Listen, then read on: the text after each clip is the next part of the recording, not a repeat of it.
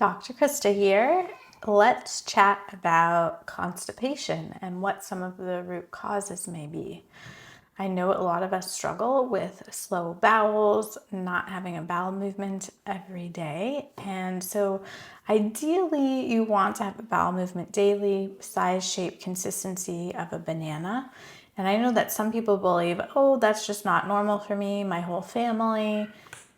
We only go 4 times a week or 3 times a week. Just because it's common in your family does not mean that it's healthy for you, because every time that you aren't expelling a bowel movement, that stool sits in your intestines and your body reabsorbs everything that your body's trying to get out. So that could even be excess hormones, so that it's trying to balance itself hormonally. Maybe it's toxins, right? Maybe it's extra bacteria or viruses, right? There's so many things that could be waste that your body needs to get out and not reabsorb. So super important to work on constipation, and not with things like Miralax, other laxatives, because a lot of those actually have heavy metals in them.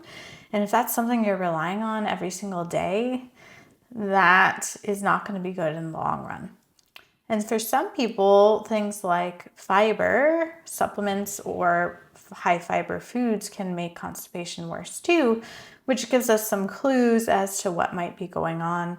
So sometimes we need to investigate the balance of bacteria in your bowels, right? We can take a look at every single bacteria that's in there, and maybe some are too high and maybe some are too low. And when that happens, you can get gas, you can get bloating, but you can also get constipation. Maybe you just have inflamed bowels in general from certain foods you're eating. Maybe there's a food, even if it's a healthy food, it could still cause inflammation for you. So we have to sort that out. Could be inflammation from other things. Could be, chemicals, medications, environmental things like mold or heavy metals. It could be stress, right? When you're stressed, your body is not in that parasympathetic state that allows you to relax and rest and have a bowel movement. You have to be in that parasympathetic calm mode in order to evacuate your bowels.